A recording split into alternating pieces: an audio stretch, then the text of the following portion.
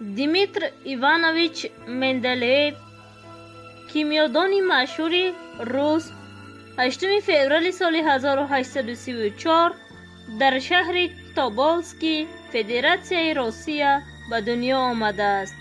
در عائله زیایی پدرش آموزگار بود و بعدتر نابینا گردید.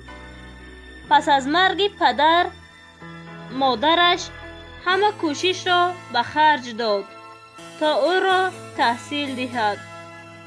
سال 1850 به دانشکده پداگوژی سن پتربورگ داخل شد و سال 1855 آن را ختم کرد. سپس تحصیل و کارهای علمی را در اروپا، گیدلبرگ، آلمان ادامه داد. سال 1869 مندلیف عنصرهای شیمیایی را از روی مس اتمی و خاصیت‌های تکرار شونده شان گروه بندی نمود. او در جدول دوره شیمیایی جای خالی گذاشت و پیشگویی کرد که در آینده عنصرهای نو کشف می‌شوند.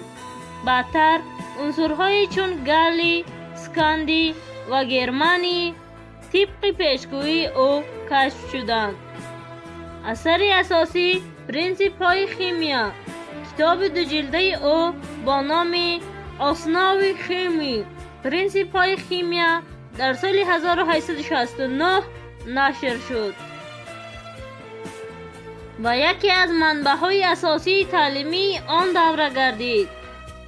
تجربه ها با مایع ها، گاز ها و فشار بخت، سنجش های فیزیکی و نظریه های آمیخته، پژوهش در ساحه صنعت، نفت و سپیرت، اختراع نوهای نو در شیشه و ترکیب های کیمیاوی.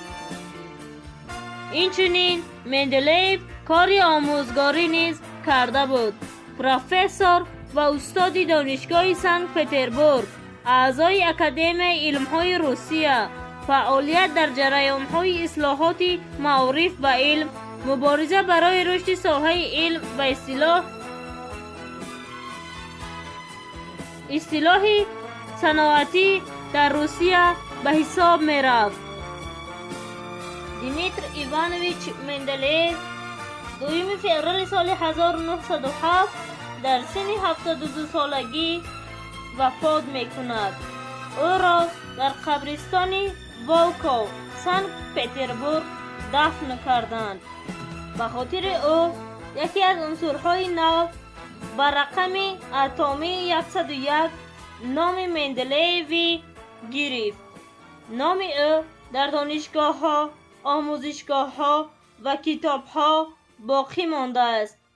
دیمیتر ایوانویچ مندلیف در طول حیات خود با جایزه ها و عنوان های زیاد سرفراز گردیده بود. یکی از آن جایزه دمیدو به حساب می رفت که یکی از مکافات های با نفوذ علمی آن دوره به حساب می رفت. نشان فخری علمی لندن، چندین نشان های دولتی و عنوان های فخری اکادمیکی گرفته بود. مندلیف نه تنها عالم بلکه یک متفکر بزرگ زمان خود بود.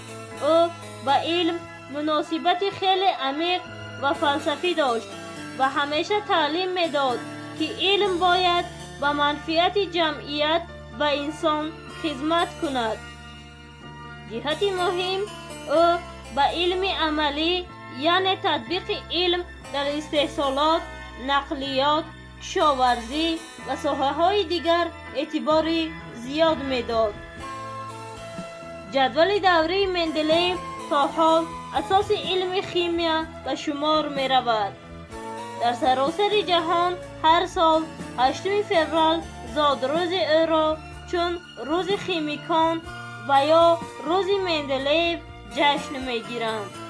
نام او در استخوانه ها، لابراتوریه ها، کتاب های درسی و دانشگاه ها زیاد است. دیمیتر ایوانویچ مندلیف یکی از استوارترین ستونهای علم معاصر طبیعی می باشد. با ساختن جدول دوری و دیگر کارهای علمی خود او جهان علم را برای همیشه دیگر کرد. او نمونه عالم ملی و جهانی بوده.